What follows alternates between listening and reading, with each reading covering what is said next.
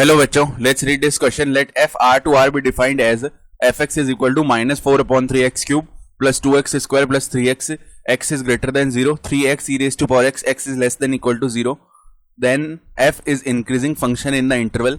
तो हमें चारों ऑप्शंस में से सही ऑप्शन बताना है क्या होगा. तो स्टार्ट कर लेते हैं हम की कॉन्सेप्ट से. तो देखो की कॉन्सेप्ट क्या हो जाएगा. हम जानते हैं कि if first point f dash x is greater than equal to 0, इसका मतलब क्या होता है, F X is an increasing function. F X is an increasing function. उसी तरह सेकेंड केस जब F dash X is less than equal to 0 हो, इसका मतलब क्या होगा, F X is a decreasing function. ठीक है, तो ये होता है. तो अब हम क्या करते हैं, सबसे पहले यहां पे एफ डैश एक्स के वैल्यूज निकालेंगे. तो उसके लिए एक फॉर्मूला में ये भी पता है कि X raise to power N का डिफरेंशिएशन क्या होता है एक्स के रिस्पेक्ट में, N X raise to power N minus 1. तो पहले क्रिटिकल पॉइंट्स देखते हैं, फिर साइन चेक करेंगे एफ डैश एक्स का. तो देखो पहले हम बात कर रहे हैं if X is greater than 0, इसकी बात कर रहे हैं. तो यहां पे जो एफ एक्स का वैल्यू दिया हुआ है, जब एक्स ग्रेटर देन 0 है तो एफ एक्स का वैल्यू है -4/3 x³ प्लस का 2x² प्लस का 3x. ठीक है, तो अगर अब हम f डैश एक्स निकाल लेते हैं, डिफरेंशिएशन कर लेते हैं इसका x के रिस्पेक्ट में. -4/3 तो कांस्टेंट है, x³ का डिफरेंशिएशन 3x² प्लस का 2 कांस्टेंट है, x² का डिफरेंशिएशन 2x प्लस में 3 कांस्टेंट है, x का डिफरेंशिएशन 1. तो ये क्या बन जाएगा हमारे पास, माइनस का 4x² प्लस का 4x प्लस का 3. अब देखो माइनस का 4x², 4x को लिख लिया, प्लस का 6x माइनस का 2x, ऐसे लिख लिया 4x को, और प्लस का 3 आ जाएगा. इसका मतलब है कि f डैश एक्स का वैल्यू क्या आएगा. अब देखो पहले अगर हम क्या कॉमन करते हैं, माइनस का 2x, तो 2x माइनस 3 बच जाएगा. इधर से अगर अब माइनस का 1 कॉमन किया तो 2x माइनस 3 बच जाएगा. अब इसमें से अगर 2x माइनस 3 को कॉमन कर लिया तो -2x माइनस 1 बच जाएगा. ठीक है, ये बचा. अब if f dash X is equal to 0, critical points के लिए ये कर रहे हैं, तो एक तो x का वैल्यू आ जाएगा 3/2 और एक x का वैल्यू आ जाएगा हमारे पास माइनस का 1/2. अब ये वैल्यू तो हम रिजेक्ट कर देंगे. क्यों? क्योंकि हमने शुरू में लिखा था interval x is greater than 0, तो x का वैल्यू तो यहाँ लेस देन 0 आ रहा है, तो ये वैल्यू तो हमने रिजेक्ट कर दी. ठीक है, तो अब हम कहां से कहां तक चलेंगे, यहाँ पे केवल एक क्रिटिकल पॉइंट आया है 3/2. ठीक है, तो 3/2 आया है. अब देखो first case, if x belong to open interval 0 to 3/2, यहां तक अगर चलेंगे तो साइन चेक कर लेते हैं f डैश एक्स का. तो इस केस में f डैश एक्स देखो क्या आएगा, इनके बीच में कोई भी वैल्यू रख के देखते हैं. तो मान लो 1 रख दिया किसमें, f डैश एक्स में. तो यहां पे अगर 1 रखेंगे ना तो कितना आएगा, माइनस का 4. चलो एक बार रख के देख लेते हैं f डैश 1 का वैल्यू.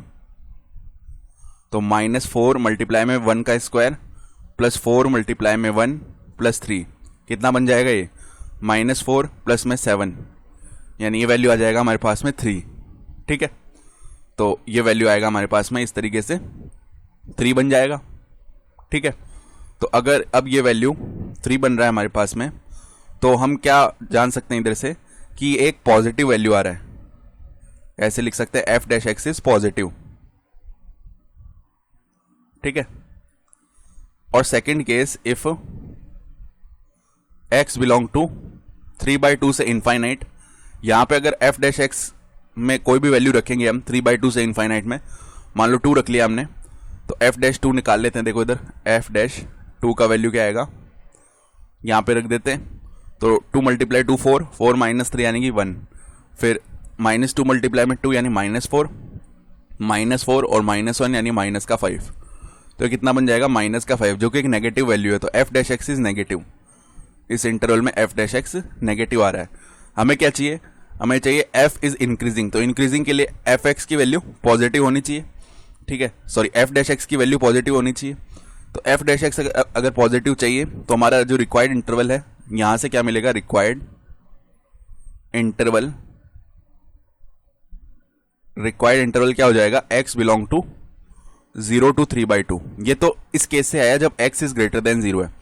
अब हम कंसिडर करते हैं if x is less then और इक्वल टू 0, तो इस केस में जो fx का वैल्यू दिया हुआ है वो देखो जरा क्या दिया हुआ है, यहाँ पे दिया हुआ है 3x e raise to power x, 3x e raise to power x। तो हम एक डिफरेंशिएशन का फॉर्मूला जानते हैं कि u मल्टीप्लाई v अगर ऐसे लिखा हुआ है, इसका डिफरेंशिएशन कर रहे हैं हम x के रिस्पेक्ट में, तो पहले क्या होता है u कांस्टेंट होता है, v का डिफरेंशिएशन हो जाता है, प्लस में v कांस्टेंट होता है, u का डिफरेंशिएशन हो जाता है।